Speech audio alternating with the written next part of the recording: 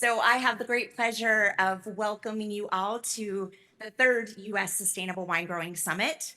Of course, you know who I am now, Allison Jordan. I'm the Executive Director of the California Sustainable Wine Growing Alliance, but really I'm welcoming you on behalf of all of our summit hosts.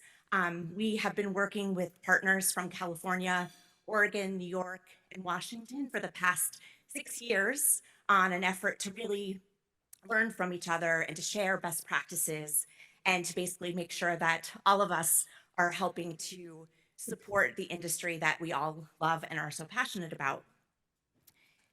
So yesterday's tours were really a great way to launch. I really want to thank the Lodi Wine Grape Commission, Stuart and Stephanie for being hosts, as well as for the Lang Twin and KG Vineyards families. I know everyone who was able to attend had a wonderful time. I also want to thank Dana Nigro from Wine Spectator, who gave an impeccable, accurate history of sustainable wine growing across the United States.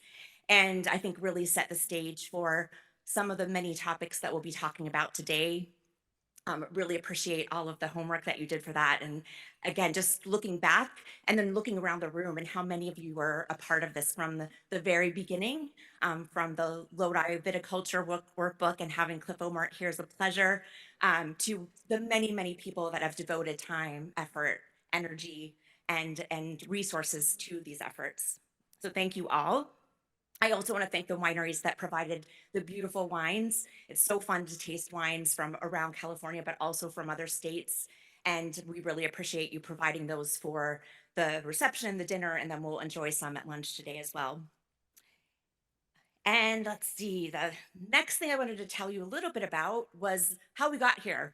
So again, we have this partnership that's been ongoing for the past 6 years.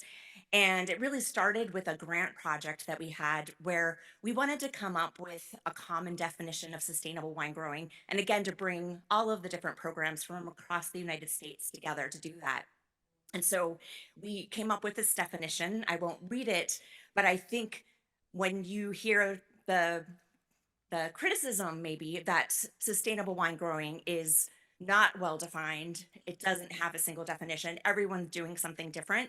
The reality is we really do have a shared common definition. We are singing from the same song sheet, and we also have common principles, this idea that it has to be a comprehensive holistic approach, that it has to address the triple bottom line. So we often think of environment, but that social pillar, and then of course the economic feasibility. And really it's all about passing on vibrant businesses and family farms to future generations at the end of the day.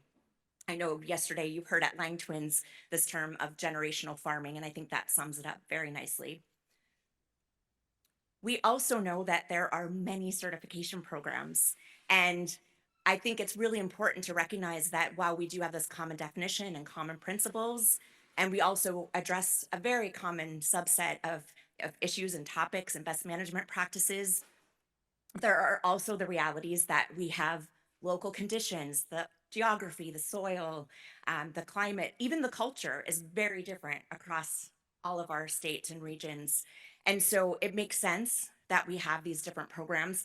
We also are very dedicated to providing tools and resources and information and really making sure we have an understanding of what our industry needs are. And so, again, I think the value of having boots on the ground, people really understanding local conditions and what's necessary to support growers and vintners is really important.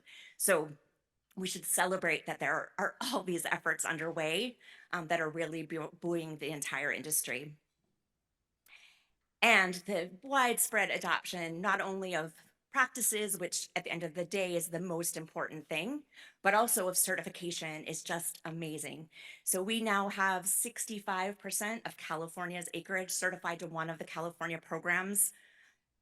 Hundred or thousands more acres are certified in New York, Oregon, Washington. We learned about some of the new programs that are coming online in those places. Also, all the ways that we're communicating in different ways. Some great examples came from SIP Certified and Napa Green and from Live as well.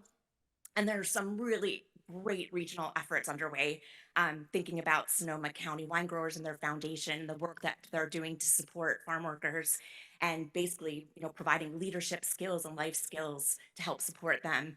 And in Lodi, they have this amazing program with community colleges and high schools, really trying to attract the next generation of people that are going to be working in our business. So, really exciting things happening. Another really exciting statistic is 85% of all of California wine is made in a certified sustainable winery. And we're seeing this now on about 30 different logos around, I guess, again, the US, on about 30 million cases of wine, great, of wine. I'm sorry. And I'm like, do I have the statistics right? I'll make sure we get those right for you. But it's just wonderful to see how widely embraced, how far we've come. And again, we still have challenges ahead. So today we'll be tackling some of those really key issues that I think are the issues of the day. We have an incredible group of moderators and keynote speakers and also panelists that are coming again from all over the US that can share their stories. So today we are going to start with, excuse me, we are going to start with basically our morning sessions. We will take breaks because part of the benefit of being here and last night was the energy that's in the room, the people that we get to see and touch base with and connect with. So we'll have 2 breaks and lunch that we'll have a chance to talk to each other. And we will wrap up by 4 o'clock today. So, and I want to end by really thanking from the bottom of my heart our platinum sponsor in particular, because they came in big and early and it made us confident that we could pull off this summit. So thank you so much to Inventions and also to our gold sponsors, silver sponsors, and supporter sponsors. And we have signs around. Please do support these companies. We are so grateful for them supporting our industry.